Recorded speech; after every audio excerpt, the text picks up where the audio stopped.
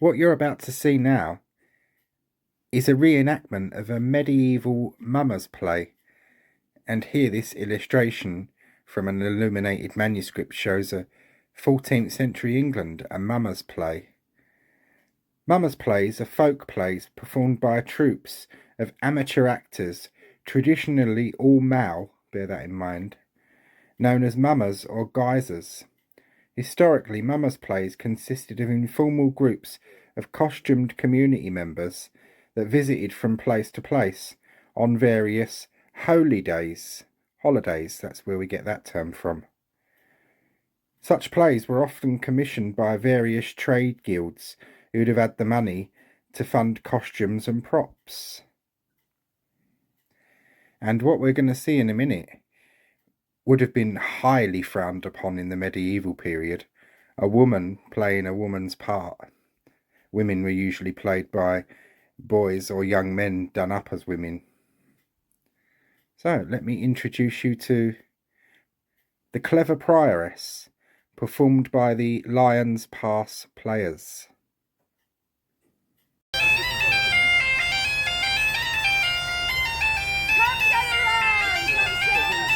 Why are you behind it with this one? Why are you behind him?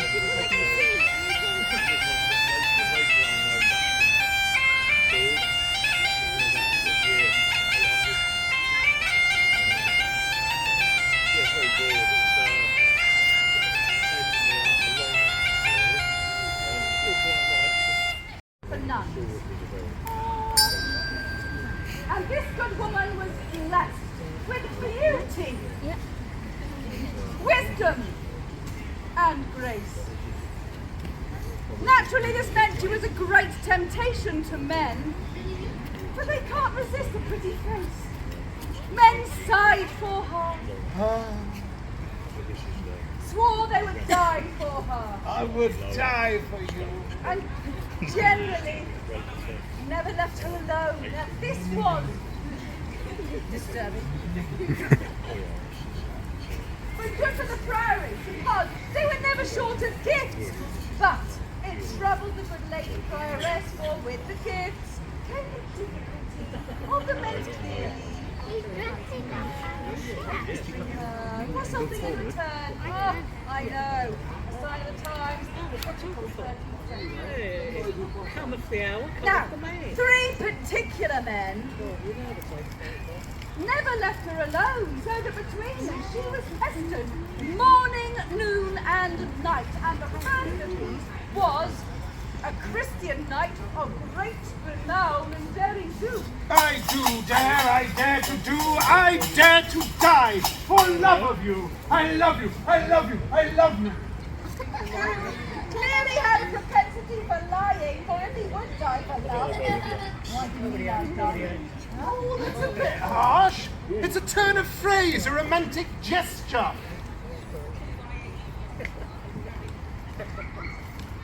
The second was, given time,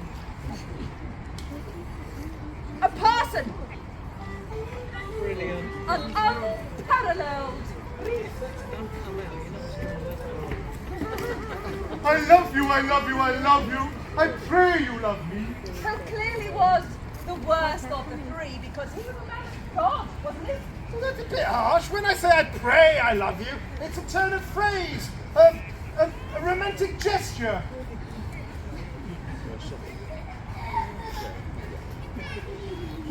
And the third was a merchant, a man of the guild, respectable and rich. Finding something I can't buy is like having an itch I can't scratch. I want you. Yeah, actually, yeah. The pretty Prioress prayed, "Oh Lord, how can I make these men go away? How can you relieve me of these unwanted attentions?" Wanted? It's a bit harsh. Why wouldn't you want it? I'm the richest man around. I can buy you anything you want. No, please go away.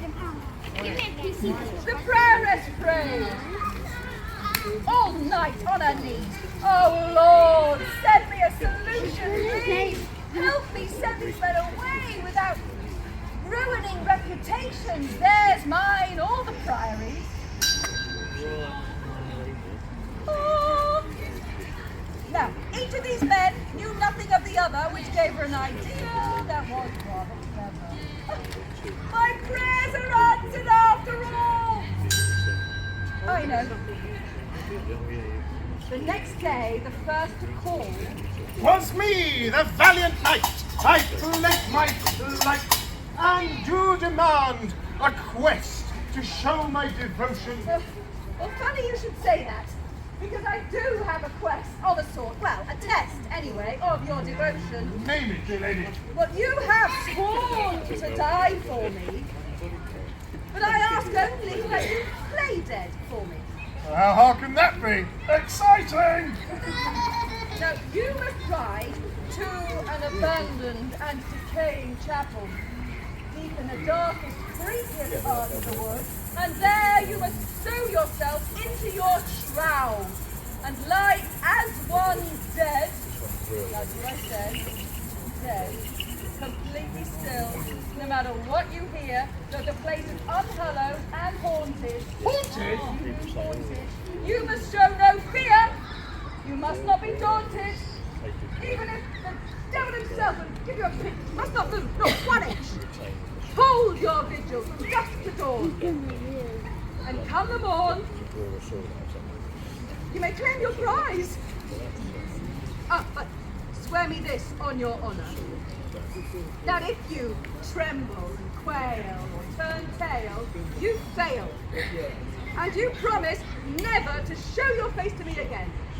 Madam, to this I happily will agree. I swear on my knightly honour that if I tremble and quail and turn tail, I fail, I fail. If I fail, I promise I will never show my face to you again. I love your dimpled cheek. I will return. The task is simple, to claim my prize, which you must honour. A kiss without the wimple.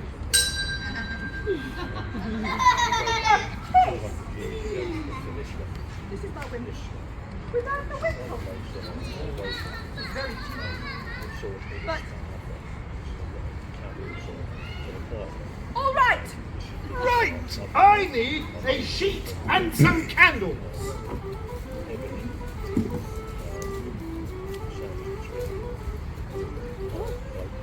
Having fetched those, the knight saddled up and went in search of, what was it? The abandoned and decaying chapel, deep in the darkest, creepiest part of the wood.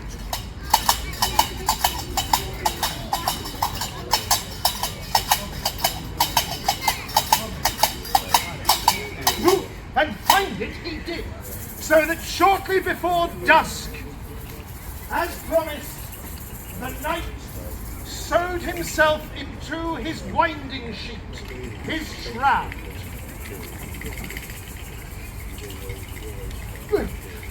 He lay, even as you have seen on the tombs of night, sword in hand, long ways down his length. It was creepy, but praying for strength, the knight settled in for the night.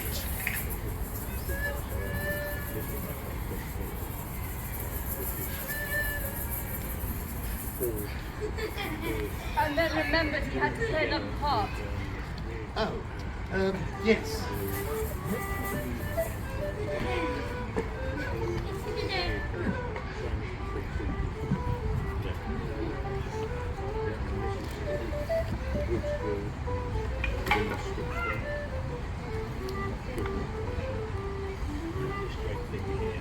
The second to visit the Prioress At her request, no less. was the priest. One Parson John. Madam, is there aught that you would have of me? I do have somewhat I would ask of you. I have a poor cousin who's died and even now lies in the poorest of chapels, that abandoned and decaying chapel deep in the darkest part of the wood. He died in debt, and until the debt is paid, he will remain uneasy, very aged. Even there, dear sir, unless you were in undertake the task. I only ask because, well, his wife is so upset he cannot pay the debt that I would rather indebt myself to you on her account. Do I look pale? I feel pale because I cannot fail in one simple mass to finally possess the opportunity of importuning the pretty prioress. Madam, of course. That you are right, you would be indebted to me. So, let me see. What could that be? I don't know. But I love your dimpled cheek, and I would seek a peek beneath the wimple. A peek beneath the wimple. The cheek. Just the wimple.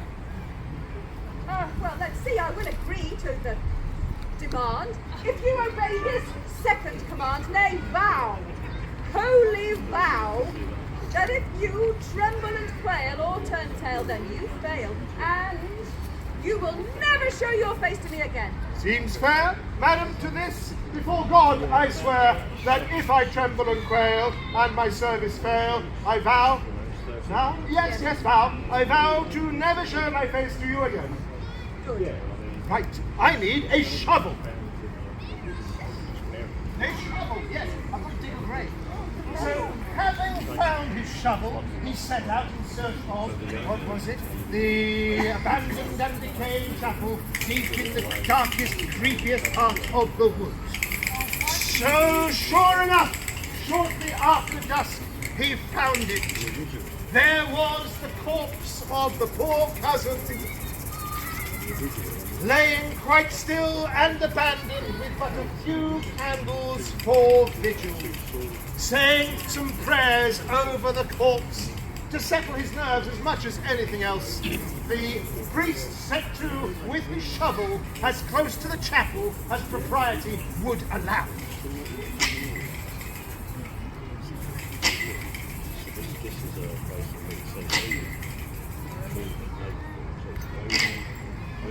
Meanwhile, the knight has got quite a fright at the sound of the priest's approach.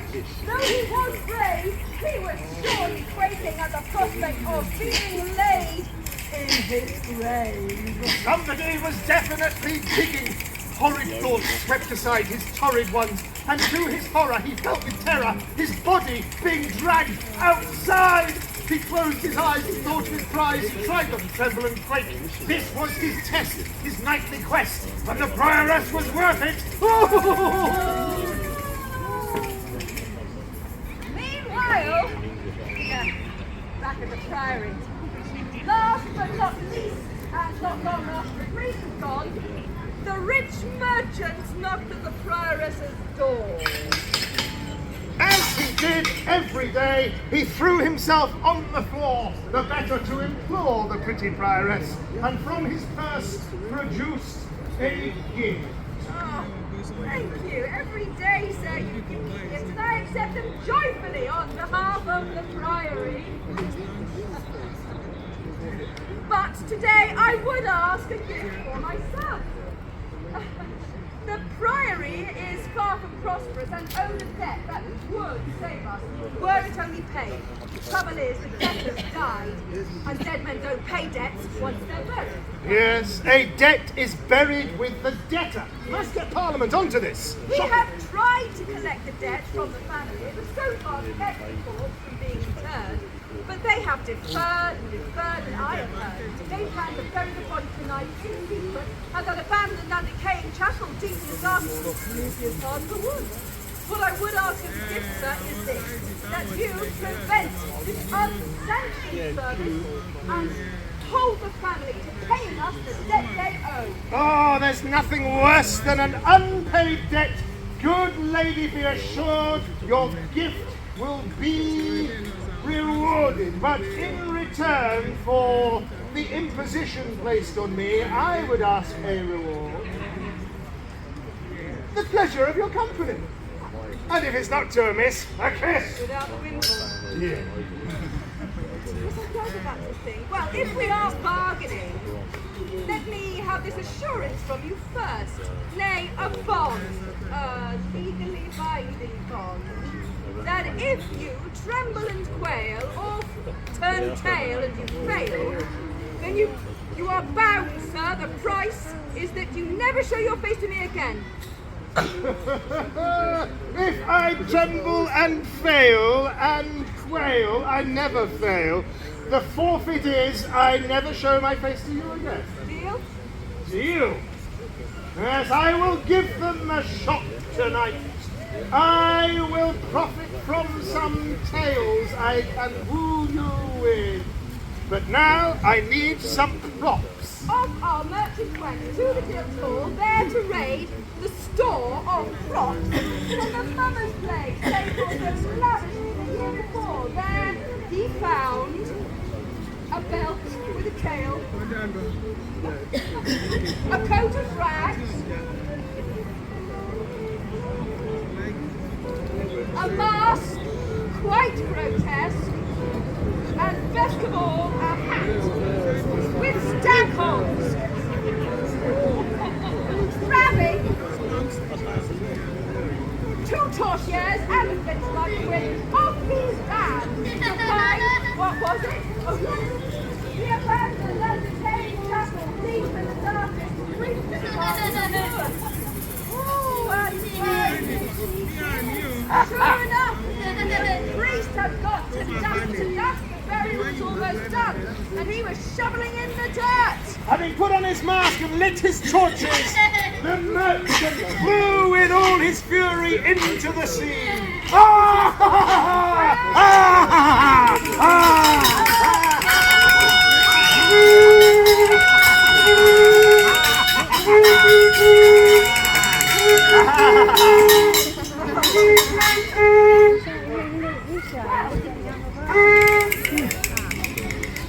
Meanwhile, the knight was at the end of his wits and his courage, and at this point, most deserted him! He thrust himself forward, stood to his feet, shredding his shroud as he exhumed himself from his grave, arms flailing, sword wailing, and a terrible sound emitting from his throat. He ran as fast as he could, escaping the demons trying to tempt him. He feared if he fell, he would be dragged to hell for all the misdeeds he'd done. Oh, he ran! Oh, and he ran! Oh, and he ran and he ran and he ran!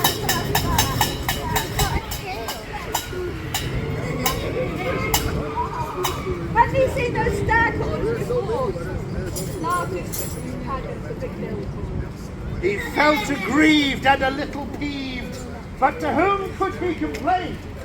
Not the king, for here's the thing, he'd been shown to be a coward. Even Master Prioress, he had quailed and surely failed, and he had. I know, I'd sworn a knightly oath never to show my face to her again. He could not be forsworn. Considered himself born and protected them, and never pestered the pretty prioress again. Oh, well, the shock to the priest was, as you can imagine, both terrible and twofold. First, the devil himself, old Nick, had come from hell to claim him. Had brought hellfire with him, horned and horrible, leering and bellowing at the prospect of damning a priest. Second, the corpse was no dead man at all, but a demon risen from hell, trying to kill him with a huge sword and, no doubt, bury him in the very grave he himself had dug. Oh, and have his soul dragged down to hell. Ha ha ha! To hell with that, he thought, and cursing the day he ever set eyes on the pretty prioress, damn her winsome wimple, he ran for his life and the preservation of his soul, praying to Almighty God to amend his wicked ways. Crashing through the woods, he ran as fast as he could. He ran and he ran and he ran till as he ran, oh, he might be tricked. Oh, and the corpse was all cool and decided to finish. felt aggrieved, a little peeved, but to whom could he complain? Not the bishop, for his tale of betrayal would show him to be sinful. Even less the Prioress, for he had quailed and surely failed, and he had. I know, sworn before God that if my service failed, I would turn tail and never show my face to her again. Ah, so, showing contrition in advance too, and never preyed upon the pretty Prioress again. Well, no less shocked was the merchant. Far from a matter of debt, he had, it seemed, stumbled upon some hellish conjuration. The very mockery of a priest's office, a filthy necromancer, conjuring demons and raising the dead. The dead! Ha ha! Good sake, man, no debtor, but a demon risen from hell, no doubt come to steal my wealth and take my soul to hell. Oh, he ran for all of his life. Oh, he ran, crashing through the wood as fast as he could. He ran and he ran and he ran, until as he ran, he began, suspecting he might have been tricked. Oh, what self-respecting demons would have been more scared of him than he of them? He felt grieved and a little peeved, but to whom could he complain? Not the guild, they scorned a fool. His pride would not allow it. Even less the Prioress, for he had quailed and surely failed, and he had. I know, made a bargain that if I failed, I never failed. I would turn and never show my face to you again. And a bargain was a bargain. He was a man of his word. Well, his business relied on it, so no more was heard of our rich merchant of the guild.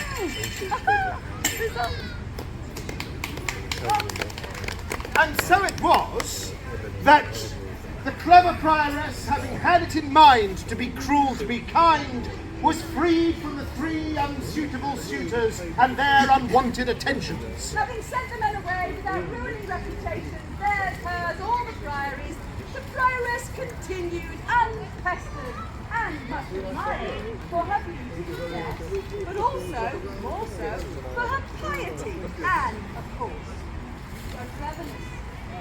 And this, my friends, is our tale of The clever Prioress.